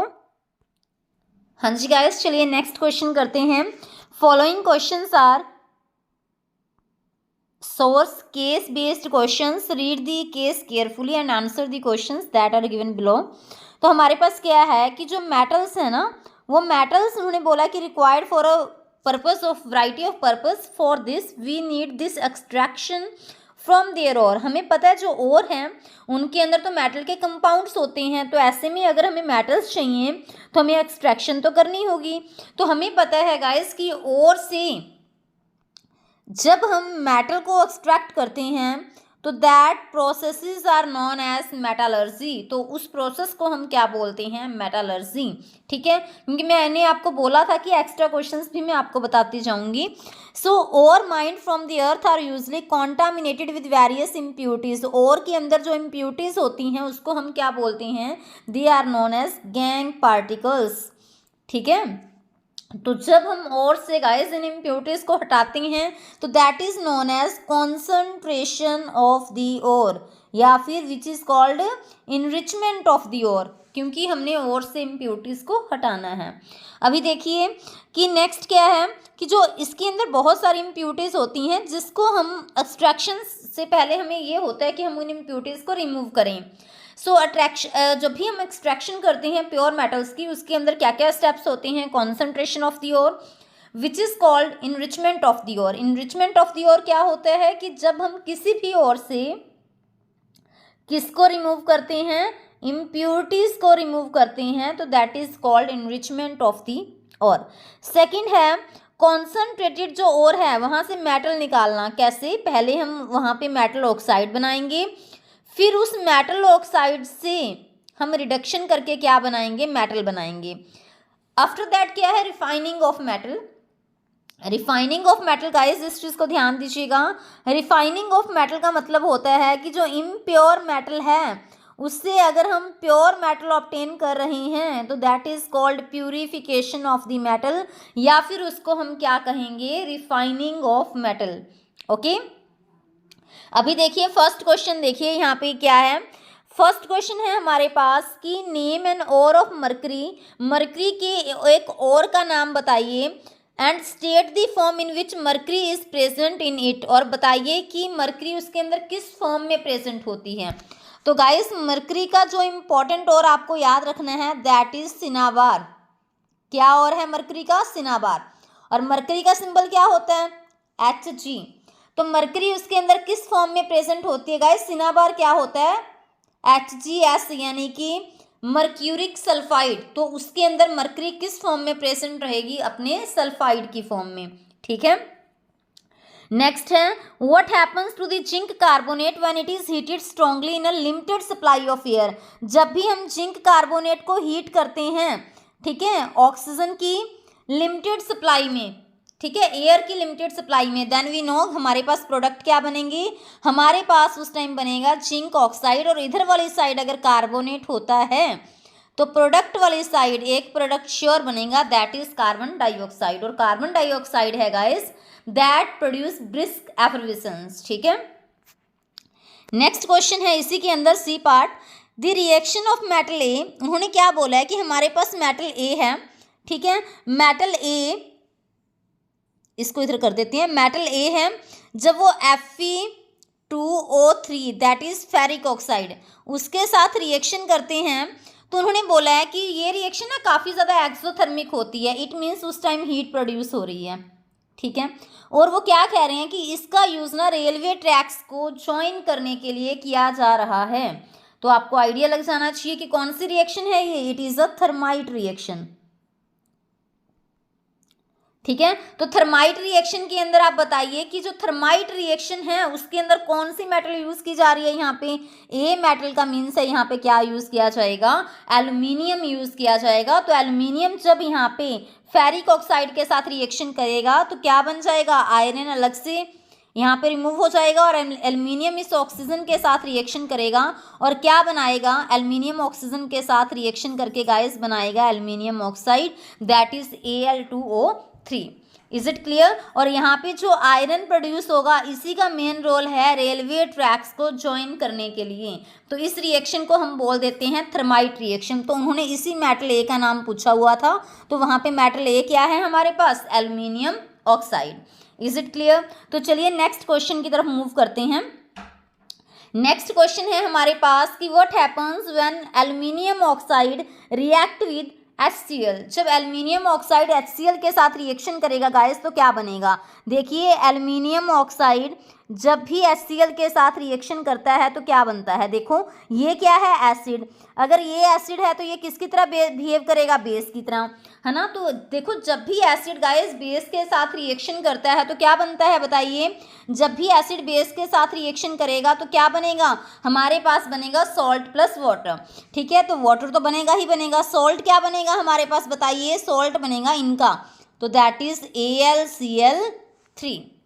Is it clear. तो हमारे पास एल्यूमिनियम क्लोराइड सॉल्ट की फॉर्म में यहाँ पे फॉर्म होगा। नेक्स्ट है हमारे पास सेकंड पार्ट कि पोटाशियम ऑक्साइड जब रिएक्शन करते हैं वाटर के साथ देन क्या होगा। देखिए गाइस कि जो मेटल्स हैं, मेटल्स ऑक्सीजन के साथ रिएक्शन करती हैं और मेटल के ऑक्साइड बनाती हैं, ठीक है, ये चीज़ आपको क्लियर है। और मेटल के ऑक्साइड जर्नली बेसिक होते हैं, ठीक है, क्योंकि कुछ मेटल के ऑक्साइड ऐसे भी तो हैं जो बेसिक नहीं हैं, वो एम्फोटेरिक हैं। जैसे कि हम बात करते हैं जिंक ऑक्साइड की, हम बात करते हैं, ठीक है, इसके अलावा जिंक ऑक्साइड के अलावा और कौन कौन सा होता है, एल्यूमिनियम ऑक्साइड। तो ये दोनों ही किसकी तरह बिहेव करते हैं, एम्फोटेरिक। तो इसी वजह से हम बोल देते हैं कि जर्नली मेटल के ऑक्साइड क्या होते हैं, बेसिक। उनको बेसिक क्यों कहा जाता है, जैसे पोटाशियम ऑक्साइड है गाइस यहाँ पे, तो वो क्या होगा, बेसिक होगा। क्यों, क्योंकि जैसे ही उसको वाटर के साथ रिएक्शन करवाया जाता है तो वो हमें क्या देते हैं, एक अच्छा बेस देते हैं। तो this is a potassium hydroxide, वो कि जो कि एक अच्छा बेस है, क्योंकि ये OH नेगेटिव आयन रिलीज करता है जैसे ही इनको वाटर प्रोवाइड किया जाता है। Is it clear. After that है आयरन जब वाटर के साथ रिएक्शन करता है देन क्या फॉर्म होगा। देखिए गाइस आपको पता है कि जो मेटल्स हैं वो वाटर के साथ डिफरेंट तरह से बिहेव करती हैं। कुछ मेटल्स तो ऐसी हैं जो कि कोल्ड वाटर के साथ रिएक्शन करेंगी, कुछ मेटल ऐसी हैं जो कि हॉट वाटर के साथ रिएक्शन करती हैं। हॉट वाटर के साथ कौन सी मेटल रिएक्शन करती है, मैग्नीशियम। बट कुछ मेटल्स ऐसी भी हैं जो स्टीम के साथ रिएक्शन करती हैं, जैसे कि एल्यूमिनियम मैंने आपको बताया था, आयरन है वो भी किसके साथ रिएक्शन करेंगे, स्टीम के साथ। जिंक भी किसके साथ रिएक्शन करते हैं, स्टीम के साथ। और जब भी मेटल्स स्टीम के साथ रिएक्शन करती हैं तो हमारे पास क्या बनेगा, हाइड्रोजन गैस और हमारे पास क्या बनते हैं, ऑक्साइड बनते हैं। ठीक है, तो अभी देखिए अगर आयरन यहाँ पर वाटर के साथ रिएक्शन करेंगे तो क्या बनेगा, हमारे पास हाइड्रोजन गैस तो रिलीज होगी प्लस और क्या बनेगा, मेटल का ऑक्साइड। तो यहाँ पे देखो मेटल का ऑक्साइड क्या बनेगा, मेटल का ऑक्साइड गाइस यहाँ पे मिक्स्ड ऑक्साइड होगा। देखो हमें पता है कि आयरन है Fe2 पॉजिटिव की फॉर्म में भी है, तो वो क्या बनाएगा, FeO। आयरन Fe3 पॉजिटिव की फॉर्म में भी होता है, तो क्या बनाएगा, फेरिक ऑक्साइड। इस तरह से तो इन दोनों का मिक्स्ड ऑक्साइड हमारे पास क्या बनेगा, Fe3O4, क्योंकि देखो आयरन 1 और यहाँ पे कितने हैं 2, तो कितने हो गए 3, और एक ऑक्सीजन यहाँ पे 3 ऑक्सीजन यहाँ पे, तो क्या हो गया O4। तो इट मीन्स हमारे पास गाइस यहाँ पे मिक्स्ड ऑक्साइड बनेगा Fe3O4 प्लस में कौन सी गैस रिलीज होगी यहाँ पे, hydrogen gas. Is it clear. तो चलिए नेक्स्ट क्वेश्चन देखते हैं कि एक एलिमेंट है X, वो क्या कर रहा है, वो आयरन सल्फेट के सोल्यूशन में से, देखो हमारे पास सोल्यूशन है किसका, आयरन सल्फेट का। ठीक है, किसका सोल्यूशन है, आयरन सल्फेट का। तो देखो जो आयरन सल्फेट का एक्वस सोल्यूशन है उससे एक एलिमेंट है X, अगर मैंने इसको इस X एलिमेंट को इस आयरन सल्फेट से रिएक्शन करवाया तो वो क्या कर रहा है, आयरन को डिस्प्लेस कर रहा है। तो इसका मतलब क्या है, अगर कोई एलिमेंट गाइस हमने ऐसा लिया जो कि आयरन को डिस्प्लेस कर रहा है उसके सॉल्ट से, तो इट मीन्स वो X क्या है, कहीं ना कहीं ज़्यादा रिएक्टिव है, तभी तो उसने आयरन को डिस्प्लेस किया उसके सॉल्ट से। क्लियर है। आगे देखिए, list your observation if the element X is treated with, उन्होंने बोला कि अगर हम X एलिमेंट को ट्रीट करते हैं किसके साथ, कॉपर सल्फेट के साथ, या फिर जिंक सल्फेट के साथ, या फिर सिल्वर नाइट्रेट के साथ, तो उन्होंने बोला है तो बताइए कि जो X है, ठीक है, X है, जिंक है, कॉपर है, सिल्वर है, उनको इंक्रीजिंग ऑर्डर में लिखो कि किसकी रिएक्टिविटी ज़्यादा है। तो आप पहले तो ये देखो इन तीनों में से किसकी रिएक्टिविटी ज़्यादा है, नोट कीजिए इन तीनों में से किसकी रिएक्टिविटी ज़्यादा है। देखो आपको मैंने एक सीरीज़ करवाई हुई है, मैं यहाँ पे इस तरीके से लिख रही हूँ, केदारनाथ का माली आलू चरा फीके पकाता है, इस तरह से आप याद रख सकते हो, क्योंकि ठीक है होती है, बाकी मैं इधर लिख रही हूँ, होती है अपनी अपनी पसंद। अभी आप मुझे ये बताओ कि जिंक, कॉपर और सिल्वर में से कौन ज़्यादा रिएक्टिव है। देखो कॉपर है वो, अगर हम बात करें सिल्वर से ज़्यादा रिएक्टिव है, क्योंकि रिएक्टिविटी सीरीज में कॉपर क्या आ रहा है, पहले आ रहा है। ठीक है, तो इट मीन्स हम कह सकते हैं कि सबसे कम रिएक्टिव क्या होगा, सिल्वर, उसके बाद उसके ऊपर क्या आ रहा है, कॉपर, उसके ऊपर क्या आ रहा है, जिंक। अभी आप ये बताइए अगर है आयरन को डिस्प्लेस कर रही है कोई मेटल, अगर कोई मेटल आयरन को डिस्प्लेस करती है तो इट मीन्स वो आयरन से तो ज़्यादा रिएक्टिव होगी ना, तो इट मीन्स X है वो इनसे ज़्यादा रिएक्टिव होगी। तो ये क्या होगा, इनका सीरीज का ऑर्डर होगा। हाँ जी, चलिए नेक्स्ट क्वेश्चन की तरफ मूव करते हैं कि bye the transfer of electron illustrate the formation of bond in magnesium chloride. देखो नाम से पता चल रहा है कैसा बॉन्ड होगा मैग्नीशियम क्लोराइड के अंदर, आयनिक बॉन्ड। तो देखिए पहले हमने लिया मैग्नीशियम, एटॉमिक नंबर कितना है 12, नंबर ऑफ इलेक्ट्रॉन्स भी 12 होंगे क्योंकि न्यूट्रल है ये। कॉन्फ़िगरेशन होगी गाइस 282। तो बाहर वाली शेल में कितने इलेक्ट्रॉन्स हैं, 2 इलेक्ट्रॉन है ना। और अगर मैं इसका लुईस रिप्रेजेंटेशन करूं तो कुछ ऐसा होगा कि वैलेंस इलेक्ट्रॉन को ही तो हम बाहर वाली शेल के ऊपर दिखाते हैं। ठीक है, कर दिया हमने रिप्रेजेंट। आफ्टर दैट गाइस देखो एक हमारे पास क्लोराइड है तो इट मीन्स क्लोरीन एलिमेंट लेके चलेंगे हम, एटॉमिक नंबर होगा 17। तो अगर मैं इसकी कॉन्फ़िगरेशन राइट करूं तो कितनी आएगी 287।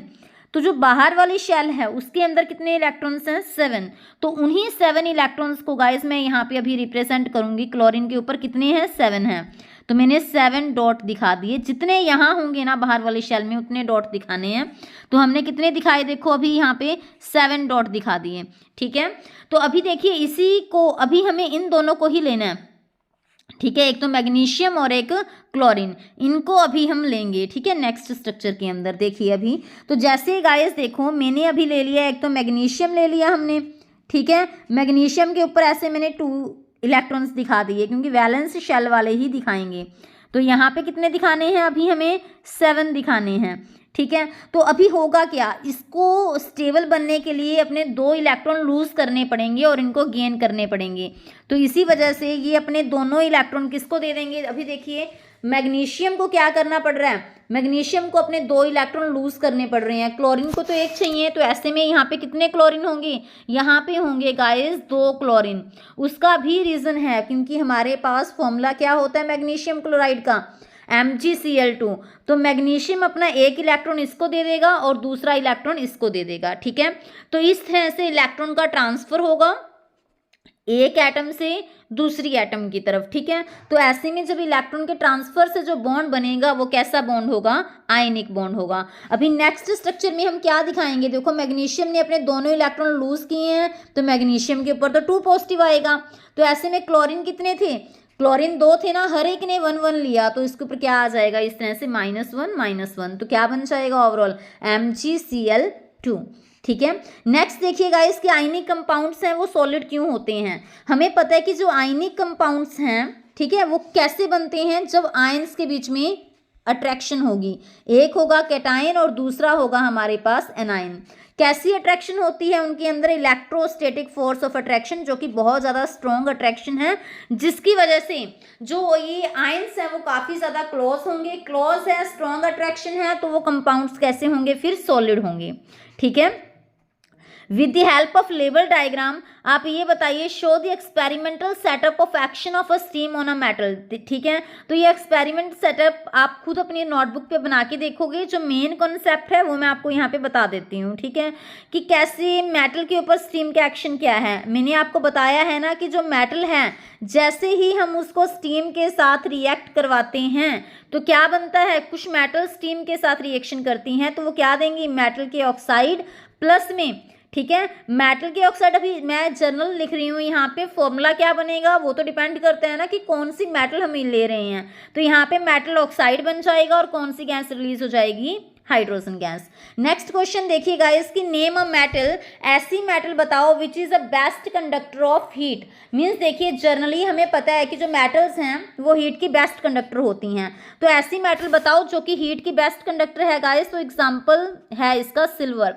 सिल्वर एक ऐसी मेटल है जो कि हीट की बेस्ट कंडक्टर है।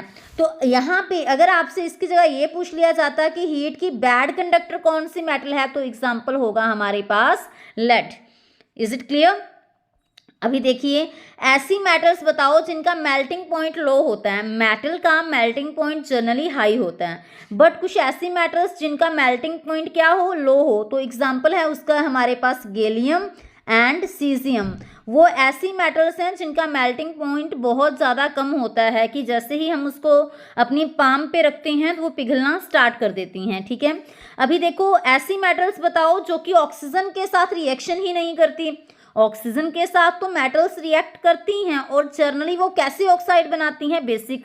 बट ऐसी मेटल गाइस जो रिएक्टिविटी सीरीज के अंदर सबसे बॉटम पे हैं, वो लिस्ट रिएक्टिव हैं, सो इसी वजह से वो जल्दी से ऑक्सीजन के साथ भी रिएक्शन नहीं करती। तो you can write here silver and gold. A G यहाँ पे सिल्वर को दिखा रहा है और ये यू यहाँ पे गोल्ड को दिखा रहा है, ठीक है। नेक्स्ट है कि name a metal which is most ductile. ऐसी मेटल बताओ जो कि ज़्यादा डक्टाइल है। तो डक्टिलिटी किसकी ज़्यादा होती है, गोल्ड सिल्वर की। इतनी ज़्यादा डक्टिलिटी है गोल्ड की कि अगर हम 1 ग्राम गोल्ड लें तो उससे हम 2 किलोमीटर लंबी वायर बना सकते हैं, ठीक है। सो मोस्ट डक्टाइल मेटल यहाँ पे कौन सी होगी, बताइए, गोल्ड, ठीक है। अभी अगर गाइस मैं आपसे पूछूं कि एक ऐसी मेटल बताइए, इन्हीं से देखो ये मेटल की फिजिकल प्रॉपर्टीज से क्वेश्चन लिए गए हैं। अगर मैं आपसे बोलूं कि ऐसी मेटल बताओ जो कि रूम टेम्परेचर पे किस फॉर्म में होती है, लिक्विड फॉर्म में। मेटल्स जनरली सॉलिड होती हैं, बट एक ऐसी मेटल जो कि रूम टेम्परेचर पे लिक्विड फॉर्म में एग्जिस्ट करती है, तो एग्जाम्पल क्या होगा, मर्करी। अगर मैं आपसे कहूं कि ऐसी नॉन मेटल बताइए जो कि रूम टेम्परेचर पर लिक्विड फॉर्म में एग्जिस्ट करती है, तो एग्जांपल क्या होगा हमारे पास, ब्रोमीन, ठीक है। क्योंकि बाकी देखो मेटल्स में सिर्फ मर्करी है जो कि लिक्विड फॉर्म में है, नॉन मेटल्स में सिर्फ और सिर्फ ब्रोमीन है जो कि लिक्विड फॉर्म में एग्जिस्ट करते हैं, ठीक है। अभी देखिए मेटल्स गाइस जनरली हार्ड होते हैं वैसे, बट कुछ ऐसी मेटल्स भी हैं जो कि एक्सेप्शन शो करती हैं, यानी कि वो क्या होंगी, वो सॉफ्ट होंगी। और ऐसी सॉफ्ट मेटल कौन कौन सी हैं गाइस, सोडियम एंड पोटाशियम। वो इतनी ज़्यादा सॉफ्ट हैं कि हम उनको नाइफ से भी इजीली कट कर सकते हैं। तो ये कुछ एक्स्ट्रा एग्जांपल्स थे, एक्सेप्शन केसेस थे जो मैंने आपको बताए, तो आप उनका भी ध्यान रखना। नेक्स्ट है कि what do you mean by amphoteric oxide. तो एम्फोटेरिक ऑक्साइड क्या होते हैं, एम्फो का मतलब क्या है यहाँ पे बोथ। तो ऐसे ऑक्साइड जो एसिडिक की तरह भी बिहेव करते हैं और वो बेसिक की तरह भी बिहेव करते हैं, तो उनको हम क्या कह देते हैं, एसिडिक ऑक्साइड। तो एसिडिक, ठीक है, एसिडिक भी और बेसिक भी, तो उनको क्या कहेंगे हम, एम्फोटेरिक ऑक्साइड। ठीक है, तो इनमें से गाइस चूज कीजिए कि कौन से एम्फोटेरिक हैं। तो देखो जिंक ऑक्साइड है वो भी क्या होता है, एम्फोटेरिक ऑक्साइड, क्योंकि वो एसिडिक बिहेव भी कर सकता है और बेसिक भी। और एल्युमिनियम ऑक्साइड ये भी क्या है, amphoteric oxide. Is it clear. तो ध्यान रखोगे इन चीज़ों का। तो ये सब क्या है हमारे पास, एम्फोटेरिक ऑक्साइड हैं। नेक्स्ट है कि why does calcium start floating when it reacts with water. Calcium है वो फ्लोटिंग करना क्यों स्टार्ट कर देते हैं, जब वो वाटर के साथ रिएक्शन करता है। तो देखो कैल्शियम जब भी वाटर के साथ रिएक्शन करेगा, तो कैल्शियम है वो कैसे वाटर के साथ रिएक्शन करता है गाइस, कोल्ड वाटर के साथ। ठीक है, तो कैल्शियम जैसे ही वाटर के साथ रिएक्शन करेगा तो क्या बनाएगा, हमेशा कैल्शियम हाइड्रोक्साइड,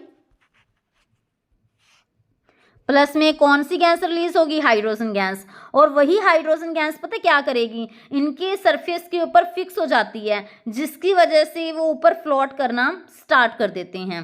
ठीक है, क्लियर है। तो इसी इक्वेशन को आप बैलेंस भी कर लोगे। नेक्स्ट देखिए कि ऐसी दो मेटल्स बताइए जो वाटर के साथ रिएक्शन करती ही नहीं है। मैंने आपको बताया था कि कुछ मेटल्स ऐसी भी होती हैं, देखो, जो कोल्ड के साथ रिएक्शन करती हैं, कुछ हॉट वाटर के साथ और कुछ स्टीम के साथ। बट कुछ ऐसी मेटल्स भी हैं जो कि वाटर के साथ रिएक्शन करती ही नहीं है। तो क्या क्या एग्जाम्पल होगा उसका एग्जाम्पल होगा गोल्ड है, सिल्वर है, लेड है, कॉपर है। तो ये ऐसी मेटल्स हैं जो वाटर के साथ रिएक्शन नहीं करेंगी। हाँ जी गाइस, देखिए नेक्स्ट है कि नेम टू मेटल्स जो वाटर के साथ रिएक्शन नहीं करती। तो which don't react with water. तो एग्जांपल आप क्या राइट करोगे, गोल्ड है, सिल्वर है, ये ऐसी मेटल्स हैं जो कि वाटर के साथ रिएक्शन शो नहीं करेंगी। नेक्स्ट देखिए, give reason for the following. Hydrogen gas is not evolve when most of the metals react with nitric acid. तो गाइस ये वाला क्वेश्चन हम ऑलरेडी कर चुके हैं, रिपीटेड क्वेश्चन है ये। अभी देखिए, give reason. Aluminium is a reactive metal but still it used for packing food material. की जो एल्यूमिनियम है रिएक्टिव मेटल है, फिर भी उसका यूज़ हम फूड मटेरियल्स को पैक करने के लिए क्यों करते हैं। 2014 CBSE के अंदर आया हुआ क्वेश्चन है ये। और नीचे वाला पार्ट तो हमने अभी करके ही हटे हैं ये वाला क्वेश्चन। तो चलिए फर्स्ट क्वेश्चन को हम डिस्कस करते हैं। तो देखो जो एल्यूमिनियम है, एल्यूमिनियम एक काफ़ी रिएक्टिव मेटल है। जैसे ये मैंने क्या बना लिया, यहाँ पे एल्यूमिनियम बना लिया। ठीक है, तो ये रिएक्टिव मेटल है, ऑब्वियस सी बात है, क्योंकि रिएक्टिविटी सीरीज के अंदर टॉप मोस्ट मेटल्स में आती है ये। तो फिर भी हम इसका यूज़ फूड मटेरियल्स को पैक करने के लिए क्यों करते हैं, क्वेश्चन ये है। तो देखो जो एल्यूमिनियम है वो एक रिएक्टिव मेटल है। वो क्या करते हैं, हमेशा एल्यूमिनियम ऑक्सीजन के साथ रिएक्शन करके क्या बनाएंगे, एल्यूमिनियम ऑक्साइड। तो देखो ये एल्यूमिनियम है हमारे पास, तो जो एल्यूमिनियम ऊपर वाली है ये ऑक्सीजन के साथ रिएक्शन कर लेंगे और क्या बना देंगे, एल्यूमिनियम ऑक्साइड। ठीक है, तो एल्यूमिनियम ऑक्साइड की यहाँ पे एक प्रोटेक्टिव लेयर बनेगी जो कि नीचे वाली एल्यूमिनियम को, जो नीचे वाली एल्यूमिनियम है उसको किससे बचाते हैं ये। ठीक है, तो ये नीचे वाली एल्यूमिनियम को बचाएंगे किससे, क्रोजन से। तो इसी वजह से हम कह सकते हैं कि एल्यूमिनियम एक रिएक्टिव मेटल तो है, फिर भी हम उसका यूज़ किस लिए करते हैं, फूड मटेरियल को पैकेजिंग के लिए करते हैं। रीज़न क्या है उसका, क्यों करेंगे हम उसकी पैकेजिंग के लिए उसको यूज़, क्योंकि एट दैट टाइम उस मेटल के ऊपर जो एल्यूमिनियम है ना, उसके ऊपर ऐसे कवरिंग बन जाएगी ऊपर किसकी, एल्यूमिनियम ऑक्साइड की, जो अभी मैं दिखा रही हूँ यहाँ पे। तो इसके ऊपर क्या बन जाएगी, एल्यूमिनियम ऑक्साइड की कवरिंग बन जाएगी। तो जिसकी वजह से अगर इसके ऊपर एल्यूमिनियम ऑक्साइड की कवरिंग बन गई तो उसकी वजह से क्या होगा, फिर नीचे वाली जो एल्यूमिनियम है वो तो एज इट इज़ बची रहेगी ना। तो ऐसे में वो कोरिजन से बचेगी, यानी कि एल्यूमिनियम ऑक्साइड की लेयर है गाइस यहाँ पे किसकी तरह काम कर रही है, एक प्रोटेक्टिव लेयर की तरह वर्क कर रही है। ठीक है, तो चलिए नेक्स्ट देखिए, ये क्वेश्चन भी हो चुका है हमारा। देखिए जो ये वाला क्वेश्चन है कि X एक एलिमेंट है वाई के साथ रिएक्शन करके क्या बनाता है, जेड। ठीक है, ये क्वेश्चन हम डिस्कस कर चुके हैं। कुछ एक क्वेश्चंस मैंने दोबारा इसी वजह से डाले हैं सो दैट आपकी रिवीजन हो जाए। तो जेड क्या है यहाँ पे, आयनिक कंपाउंड है। ठीक है, तो जो ये आयनिक कंपाउंड है गाइस उसका मेल्टिंग पॉइंट हाई होगा। कैरोसिन के अंदर वो डिसॉल्व नहीं होंगे बिकॉज नॉन पोलर हैं, बट पोलर सब्सटेंसेस के अंदर वो डिसॉल्व हो जाते हैं। ठीक है, ये क्वेश्चन भी हमारा हो चुका है। नेक्स्ट देखिए, एक कार्बोनेट है मेटल। गाइस यहाँ पे 2T नहीं आएगा, यहाँ पे X राइट कीजिए। ठीक है, यहाँ पे X राइट कीजिए आप कि हमारे पास एक मेटल है X। ठीक है, जो कि अर्थ क्रस्ट में अबंडेंट है और उसका हाइड्रोक्साइड वाइट वॉशिंग में यूज़ किया जाता है। तो पक्का ही आइडिया लग गया कि कहीं ना कहीं जो ये हाइड्रोक्साइड है वो क्या है, कैल्शियम हाइड्रोक्साइड। तो इट मीन मेटल कौन सी हुई, कैल्शियम ना। तो अभी उन्होंने वही पूछा है कि बताइए मेटल एक्स क्या है। तो मेटल एक्स हमारे पास क्या है, बताइए, कैल्शियम। क्या है वो, कैल्शियम। तो कैल्शियम का कार्बोनेट क्या होगा, CaCO3। ठीक है, जो कि अर्थ क्रस्ट में अबंडेंट है और कैल्शियम का हाइड्रोक्साइड वाइट वॉशिंग के अंदर यूज किया जा रहा है। तो बताइए एक्स मेटल क्या है, तो एक्स गाइस होगा Ca यानी कि कैल्शियम। अभी देखो उन्होंने बोला कि इसके कार्बोनेट से इसका ऑक्साइड कैसे ऑब्टेन कर सकते हो, this is a calcium carbonate. अगर हमें इसका ऑक्साइड ऑब्टेन करना है तो इस तरफ अगर कार्बोनेट है तो CO2 तो पक्का बनेगा ही बनेगा। एक मिनट, तो यहाँ पे CO2 बनेगा। ठीक है, तो अभी देखिए, तो जैसे ही कार्बोनेट और से हमें मेटल का ऑक्साइड ऑब्टेन करना है तो गाइस हम क्या करते हैं, हम करवाते हैं कैल्सिनेशन। और कैल्सिनेशन के अंदर हम limited supply of air provide करते हैं, जिसके अंदर हमारे पास क्या गैस रिलीज होती है, CO2। और स्पेशली जो ये कैल्सिनेशन है कार्बोनेट और के अंदर होती है और ऑक्सीजन की एब्सेंस में या फिर लिमिटेड सप्लाई ऑफ ऑक्सीजन के अंदर ये प्रोसेस होगी। आफ्टर दैट बताइए इस प्रोसेस का नाम क्या है, कैल्सिनेशन। इक्वेशन हमने गाइस राइट कर ही दी है। हाँ जी, अभी देखिए जो लास्ट क्वेश्चन है इसका वो है कि write balanced chemical equations to explain what happens when mercuric oxide is heated. क्या होगा अगर हम मर्क्यूरिक ऑक्साइड को हीट करते हैं। मर्क्यूरिक ऑक्साइड को देखो, मर्क्यूरिक मीन्स हमें Hg2 पॉजिटिव की फॉर्म में लेना है। ठीक है, तो क्या होगा अगर हम इसको हीट करते हैं गाइस, तो जो मर्क्यूरिक ऑक्साइड है वो थर्मली अनस्टेबल है, तो मर्क्यूरी बन जाएगा और क्या बन जाएगा, ऑक्सीजन। ठीक है, अभी नेक्स्ट क्वेश्चन देखिए, क्या होगा अगर क्यूप्रस ऑक्साइड और क्यूप्रस सल्फाइड को हीट किया जाता है। तो cuprous means copper 1 positive, sorry, cuprous copper 1 positive, और अगर हमारे पास क्यूप्रिक है तो वो क्या होगा, कॉपर 2 पॉजिटिव होगा। Is it clear. तो अगर हम क्यूप्रस ऑक्साइड मतलब Cu+1, ठीक है, तो इट मीन्स ये बनेगा, plus cuprous sulphide means Cu2S बनेगा, क्योंकि क्यूप्रस है ना तो यहाँ पे भी 1 पॉजिटिव लेना पड़ेगा। तो क्या होगा, तो ऐसे में क्या बनेगा प्रोडक्ट हमारे पास गाइस। तो प्रोडक्ट मैं ऊपर राइट कर दे रही हूँ यहाँ पे, तो क्या बनेगा, कॉपर प्लस में प्रोडक्ट और क्या बन जाएगा, सल्फर डाइऑक्साइड। ठीक है, नेक्स्ट है कि एल्युमिनियम को अगर हम ट्रीट करते हैं मैग्नीज डाइऑक्साइड के साथ तो क्या बनेगा, बताइए प्रोडक्ट इस टाइम क्या होगा हमारे पास।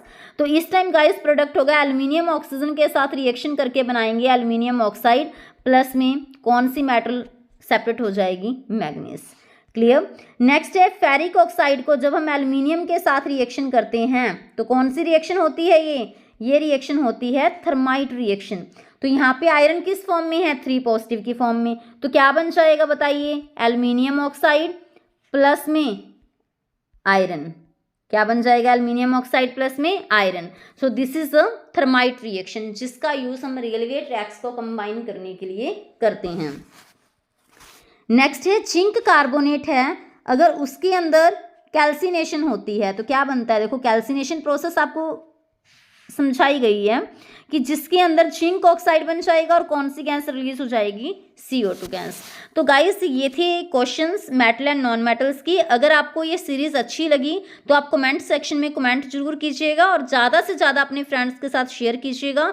और मेटल एंड नॉन मेटल की एक सीरीज हम और लेके आएंगे, देन इसके सारे क्वेश्चंस आपको कवर हो जाएंगे आपके। Thank you, have a nice day.